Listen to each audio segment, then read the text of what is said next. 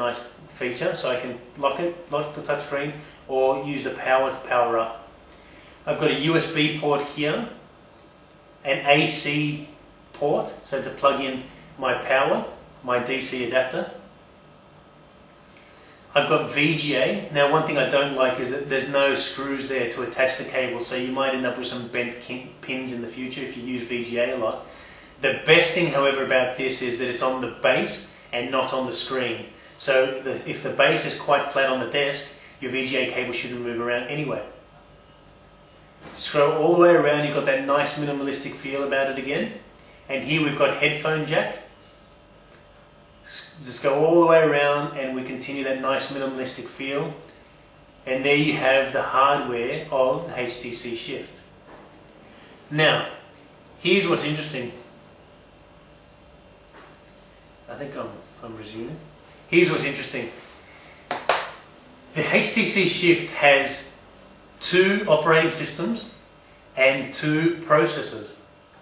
It really does. Now let's take a look. The first and most prominent, I guess, operating system is Windows Vista Ultimate. That's an obvious, right? It's a given. What you've got is the ability to boot into full Windows Vista, and the way you do that is using the Santa Rosa A110 processor, same as that as the Samsung Q1 Ultra, same as that as the Fujitsu U1010. So it's very neat. It's got a gig of RAM, it's got a 60 gig hard drive, so it's a very well-spec'd machine. On the other side of the equation, and within the same device, it actually has a phone inside. Now when I mean phone, I mean the modem and processing power of a phone, but no voice capability. So take that out of your head straight away. There will not be voice on this device. It's not designed to be a cellular phone. Which is going to be interesting because to get it bundled with data, that's obviously going to mean that people are going to use Skype and Messenger to chat, and which is going to be a bit of a threat for telcos. So we'll see how much they love this machine, but I think people should buy this in droves. It's got a great split operating system, and the way that works is, check this out. I'm actually booting into Windows still, but here's that toggle I mentioned, and if I press that once, sorry, twice. Where is it? Is that the toggle? Yeah. Oh, there. Just needs a bit of a press. So if I press that, I'm resuming Windows there. It's using my A110 processor Santa Rosa to boot into Windows.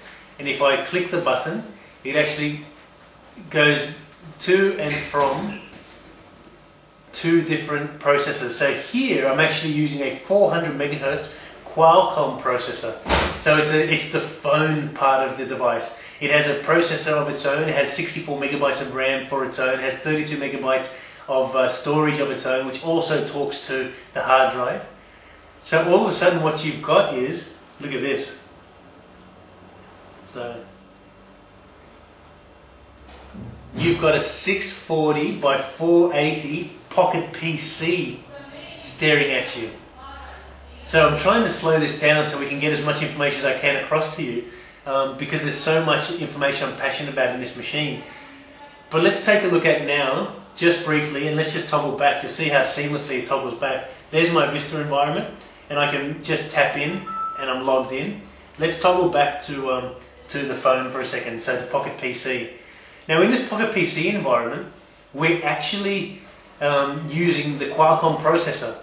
If I did not boot into Vista, I have 7 days of operation on the Pocket PC portion of this device only. So I could literally be using this device for 7 days.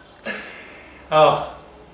Now, if you boot into Vista, it's really only 3 days, right? 3 hours, sorry.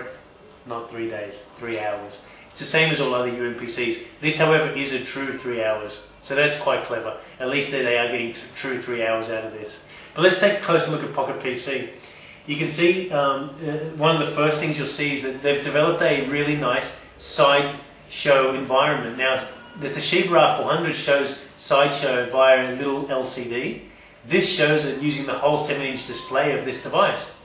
it's using 640 by 480 to show that. So to give you an indication of how you might use Sideshow, we've got obviously calendar. So we can click on calendar using our finger, and we go into the calendar, and that's the same Pocket PC calendar you've become used to. We can also close that and go into contacts, and again, same contacts environment you become used to on your phone. We can go into settings, and you can see that the settings themselves are the same as those settings you find on a phone. And then you can go into something like the weather. So I've got the Sydney weather set up, and you can see it's a wintry 21 degrees Celsius. that's pretty warm for most people in summer. We're lucky here. But what I can do is over HSDPA, which I'm not in HSDPA coverage area, but it will still go to GPRS on this. Obviously, I can now go to, for example, Syracuse in the United States. That's the next one down on my drop-down menu. So you can see if I zoom in, we've got Sydney, Australia, and Syracuse, United States. So let's just select Syracuse, and over the web, it's actually doing its thinking. And with that little thinking in mind, we're still using the processor of the Pocket PC. I now find out that Syracuse is 1 degree hotter than we are in Australia, so 22 degrees Celsius, and they're about to have some cloudy days coming up. Now, I'm not going to be a weather presenter, but you can see having the ability to interact with these sort of gadgets over the internet live on a Pocket PC screen which is displaying 640 by 480 over 7 days. I mean, that alone makes this pretty appealing, but let's just say for a second that that's not appealing for you, and let's just go back to Vista Ultimate. There we are, we're back in Vista Ultimate. Now, here I've got my blog set up, or at least staring at you. But before we get into any software and Vista Ultimate and interaction of software, let's look at this one feature that everybody has been talking about, and that is the slide up screen and keyboard. Now, there's some devices that are already shipping like this with slide up screens and keyboards in the 7-inch form factor. And I used one in Redmond earlier this year, but for me, they are the ultimate in failures in mobile PC. And you know why? I'm sorry to say that, but it's the truth. I've got to tell the truth. The truth is that for operational health and safety, OH&S is the term in Australia, if you're using a thumb-based keyboard on a 7-inch device that has a flip-up screen in this manner and locked in this manner on, so a parallel slide, you have a very, very top-heavy device. It means that you're really going to be building up your biceps, which is a waste of money on your gym membership, isn't it? But you're also going to be building up muscles that you never knew you had. Now, when you build up muscles you never knew you had, you develop strain, muscle strain. And when you develop muscle strain on here, you develop unhappy employee and employer relationship, don't you? So how did HTC+Shift address this? Well, look at this, check this out. Flat device, laptop. Look at that, the screen actually flips up.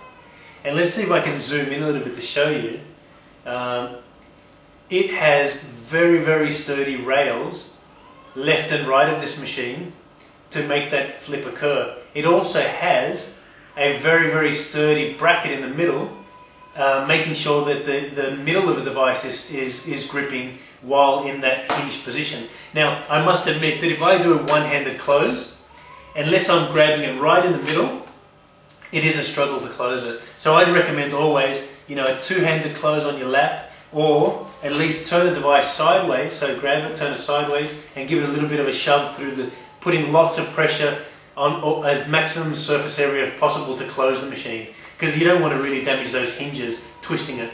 So let's say for a second that we're in laptop mode, and you now want to touch type. Now, touch typing on this machine is actually very, very doable, and I'll show you how that works. So let's just go to use the mouse. Let's go to www.engadget.com. Let me see, where do I move my tab? There. www.engadget.com.